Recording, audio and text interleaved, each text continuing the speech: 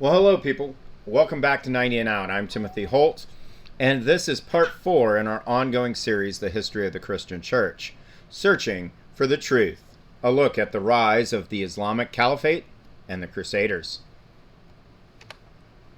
Why look at history? When looking at history, one must ask themselves why. What is the motivation behind the inquiry? Is it to find the truth of what occurred, or for a hidden agenda? Perhaps it is to politicize or propagandize the past. Why look at history? And through what lens shall we look? I challenge that the only proper way to view history is with objectivity and maturity. While life lessons may come from looking at history, it should not be the primary goal. We should endeavor to view history in light of what actually occurred and allow the facts to dictate the response. Oh, look, offense. In response to the lecture this week, I simply reply with, in an effort to not offend Muslims, we may offend Christians.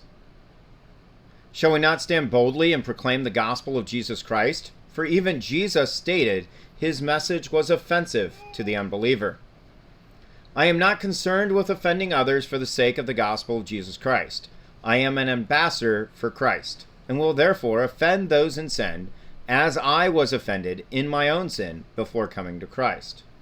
This is true regardless of what people, places, events, or time frames are in our purview. Hey there. Yes, hey there, watching, listening.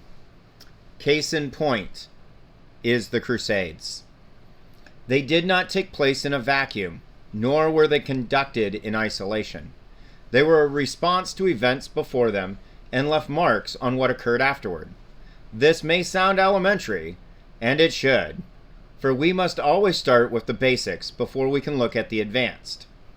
If we are too caught up with potentially offending someone over something, then we cannot have an objective nor rational conversation on anything.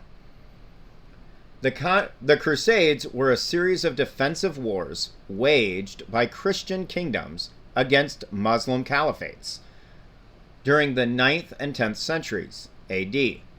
They were direct responses to the aggressive wars initiated by the Muslim caliphates against predominantly Christian people and kingdoms during the rise of Islam in the 7th and 8th centuries AD. So what are we afraid of? If we are too worried about offending people with facts and truth, then we are too immature to have real intelligent conversations about this subject, or any other subject in history. We are still feeding on our mother's milk when we should be consuming the meat before us. In short, my view on the Crusades is the same as any other period of history. Let us discuss what occurred with honesty and focus on pursuing the truth of the matter, regardless of how offensive it may appear to be. If I cannot keep control of my emotions in regards to this subject or any other, then I have no business discussing the matter. As far as just war theory is concerned, it's postulated by Augustine, and my response is similarly simple. When the enemy is at the gate, I can either lie down and die, or I can stand and defend.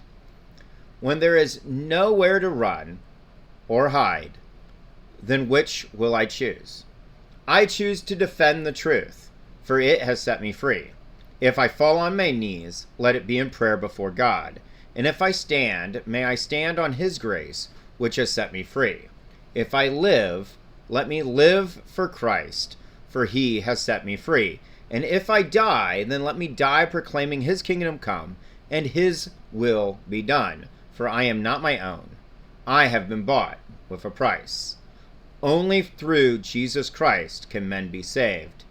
Defending the faith is just and righteous, even when it costs me my life. Thank you for watching and listening. Feel free and hit up the comments section. Just keep respectful of other people's views, and let's have that intelligent, objective conversation. Special thanks to God through Jesus Christ, my Savior, my lovely wife, Dorothy, countless friends and family, and all of you who support 90 and Out. Also, Dr. Tim Harper, the professor for History of the Christian Church at Spirit and Life Seminary. He was a great resource for this entire series, as well as Church History and Plain Language, 5th edition, by Bruce Shelley, and updated by his daughter. So, thank you. May God bless you and keep you. May his face shine upon you and give you peace. I'm Timothy Holtz, and this is 90 and Out.